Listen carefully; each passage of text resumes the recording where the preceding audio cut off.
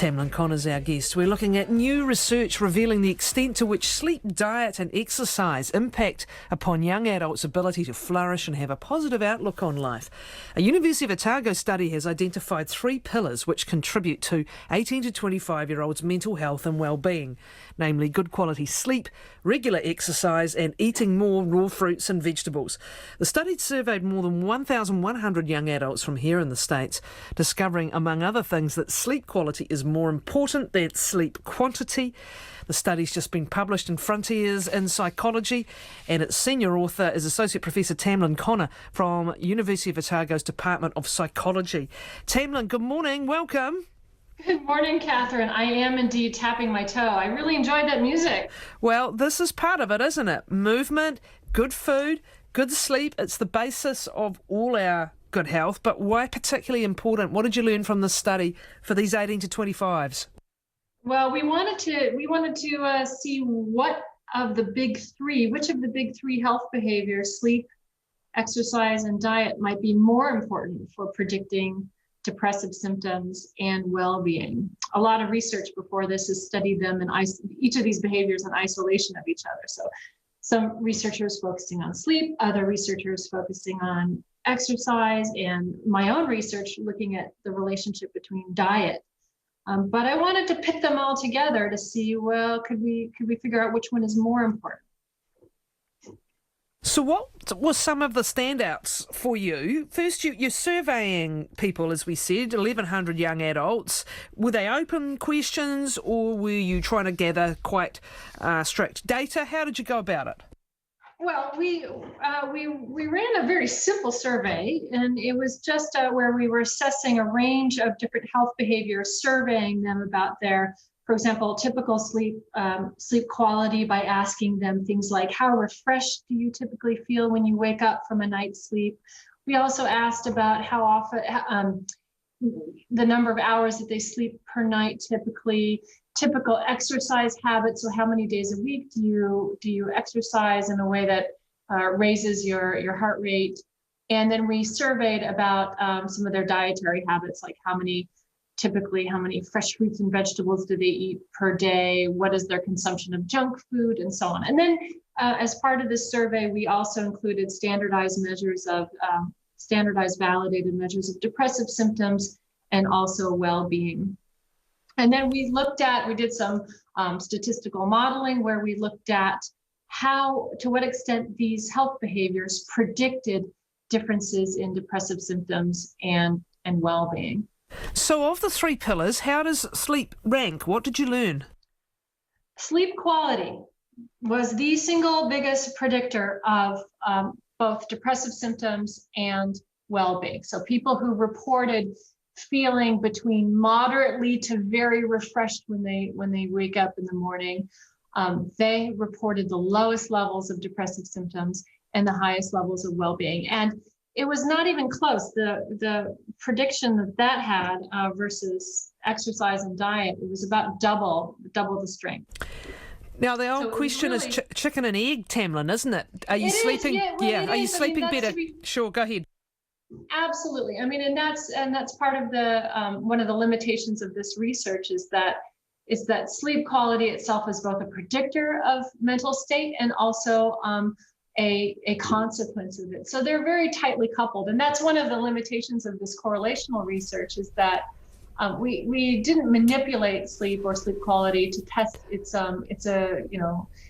causal effects. But there's been plenty of other research that has done sleep interventions to show that improving sleep quality does have a direct causal effect on your mental health and well-being. Also, it's even not on the next day. Yeah, it's not a straight chicken and egg situation either, because we all know that the sleep can get worse because you're not in tip-top shape for one reason or another, either mentally or emotionally, and you can get into those spirals. So even if there's an element of chicken and egg, any improvement to sleep is going to help with the stuff you're dealing with. That's right. I mean, with a spiral, you can also think of it that there's multiple entry points here. So you can to what extent you can try to improve your sleep quality. This will improve your mood the next day and improve mood the next day, will improve your sleep quality, and so on. But yes, I do think focusing on sleep quality is probably, from our data, what that suggests is that prioritizing sleep quality could be might be the best entry point to improving mental states. How specific can you get? Because we're all a little bit different with the amount of sleep that we need. And as you said, the quality is key. But, when you looked at actual length of time of sleep, was there an optimal figure or range? Yes, there was. It was between, for these young adults, it was between about 8 to 11 hours of sleep a night. Yeah, and these are young adults ages 18 to 25. So that's they tend to have higher sleep requirements than maybe people like myself, like middle-aged adults. But the sweet spot was right around 8.5 to 9 hours, actually. So if sleep had double the impact, what about the role of the others? Actually, I'm kind of interested in the correlation between exercise and sleep. Were you able to find one? Better exercisers, better sleepers? I can tell you the correlation. I have my correlations right here. So between physical activity and sleep quality, it was a very modest correlation of 0.16. So which is really, the correlations can go from 0 to basically 1. And it's not very high. In these young adults, the correlation between the different health behaviors was not as high as you might think. Like in older adults, I might expect them to be higher. So people who tend to exercise, tend to eat better, get more sleep. But in young adults, these behaviors weren't really correlated very much. The highest correlation we saw was between physical activity and consumption of raw fruits and vegetables, so correlating about 0.37. So I was actually surprised there wasn't as strong of correlations between these health behaviors. But that makes sense if you think about young adults. They might be exercising a lot, but eating a lot of junk food. They might be, not sleeping very well and drinking a lot of alcohol, but maybe they're also, eating more fruits and vegetables or getting lots of exercise. So they weren't really tightly yoked in this particular sample.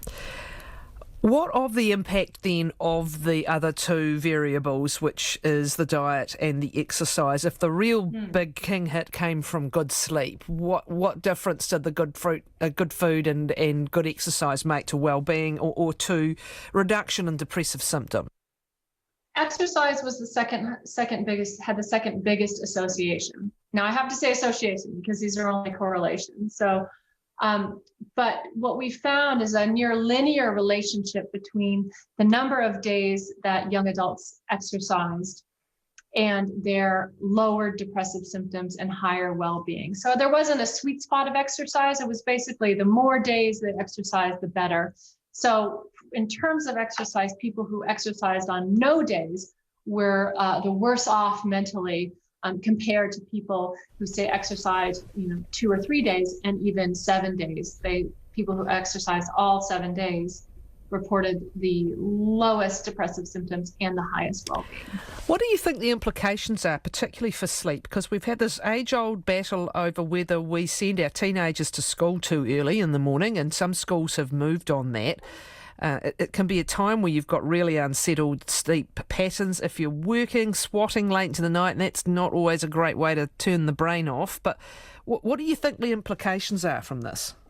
I think the implications are that anything that we can do to prioritize sleep and sleep quality in our young adults, which would extend to adolescents as well, that should be emphasized. So I hate to overextend my research here, but I would certainly favor having a later start date if that would allow teenagers to sleep in and get more higher quality sleep. But there's certain things that young adults and adolescents could do themselves and take some responsibility in terms of at night, not using smartphones, not using electronics, trying to prioritize their own sleep quality at night. That would be also a good thing to do alongside later start times for schools, certainly. What do you believe is the next step for this research? As you said, you've got some correlations, but where could it lead you? Yeah, well, funnily enough, I've already done some of the intervention research that would follow from this. So I've done some research on dietary interventions, giving people more fruits and vegetables to eat, which has shown improvements to well-being. So I think research needs to move from interventions focusing on just one thing necessarily to maybe a whole health kind of intervention. So prioritizing sleep and exercise and diet to see if we can improve all three of these, we might see possible maximum benefits to mental health and well-being. That said, I also think that if you had to choose among the different health behaviors, prioritizing sleep quality would be the right thing. So looking at interventions to improve sleep quality in young adults and adolescents. So one of the lead author on the study was my master's student, Shay Ruby Wickham, and she's now going to be starting a PhD, hopefully, to look at improving sleep quality in adolescents. So I think that's a natural next step in this kind of research. The obvious sleep quality question is, do you wake up feeling refreshed? But did you learn anything else from their sleep patterns? How often they awake? How often they take to fall asleep, for example? No, that was one of the limitations of this questionnaire, because the questionnaire was enormous. I mean, we asked about so many different questions. We didn't include a sleep questionnaire that had some of those more detailed information about sleep. So the next study that we'll run will definitely survey, the sleep onset, how long it takes you to fall asleep, whether you wake up during the night. I also would like to shift to measuring sleep quality in a more objective way. So there's tools now that you can use, smartphones and accelerometers and sensors that can actually detect whether a person is waking up in the middle of the night. So one of the things that I'd like to do is to incorporate more sensing technology using smartphones to try to measure some of these things like sleep and physical activity in more objective ways. Tamlin, thank you very much. Associate Professor Tamlin Conner from Otago University's Department of Psychology.